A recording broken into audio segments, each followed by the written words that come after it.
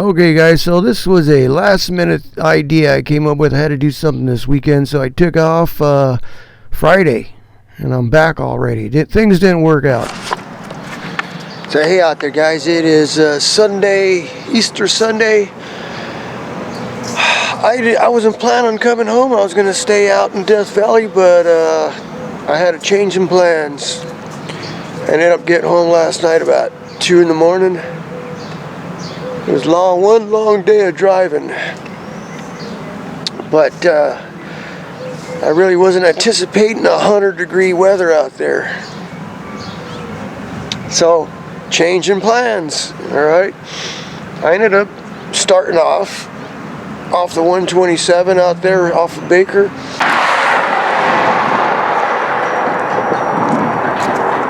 So hey out there guys, I'm out here in Baker, California. Just refueled. Took me 10 gallons to get out here. I'll have to do the math later, but exactly 10 gallons. And fuel price is $4.49 regular. And I stocked up on ice. Ice was $3.99. I got something to eat at the Mad Greek, and now I'm ready to head on out. There's the famous motel and the world famous giant thermometer. I can't make out what the temperature is, but it's hot.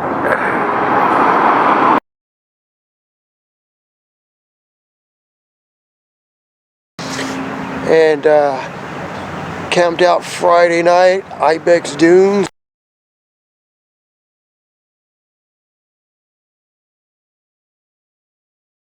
And then from there I headed out to the Ashford Miners Camp. And wow, I didn't know it was going to be so hot.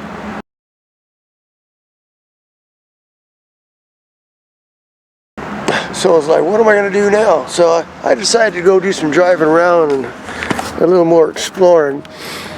And I ran into some other guys out there in a Jeep, and they were going to go check out, they're going to go do Mengel Pass, right? So I met them out there on West Side Road in Warm Springs. They're going up Warm Springs, and I was going to go down West Side Road, just cruise along, maybe go up to the Queen of Sheba mine or something, because it was a little too hot for hiking. But yeah, I ended up catching up to them up at Warm Springs at the cabin up there, and go, well, let's tag along, let's keep on going. We went all the way out Mengel Pass and Golder Wash, I think it is, or Golder Canyon. Awesome drive. We had great weather. Where it was 102 there, bad water on West Side Road, it was like in the 70s up there in the mountains. So, and green.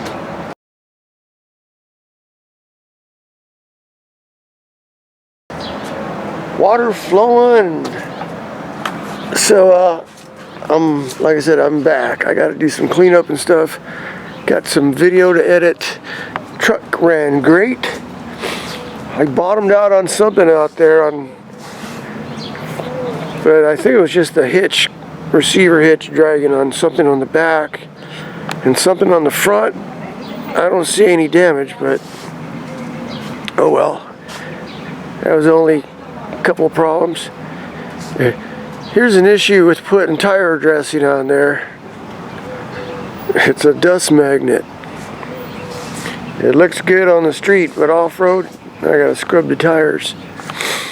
And another thing, I think George asked me about an upgrade. What would be the first upgrade I would recommend on a four-wheel drive Colorado? And that would be the tires. My truck's an LT, and it came with like passenger car tires, right? And those are not good off-road. I mean, if you just look at the scuff marks all over my tires here on the sidewalls, they take a lot of abuse out there on the trail. So you need some good sturdy tires for hitting the trails. At least an LT rated tire, which is light truck. You know, stay away from the passenger car tires, because these tires take a beating on the rocks. Oh, that's where I got this scrape. See this scrape? This is from another trail run, but yeah, stuff like that. The sidewalls take a beating. So far, I haven't had any issues. So keep that in mind. You know what? This is my first time out there on that Mengel Pass. Going over Mengel Pass. This would make a great trail run. Come in from the opposite side and then end up down there at Badwater Basin. And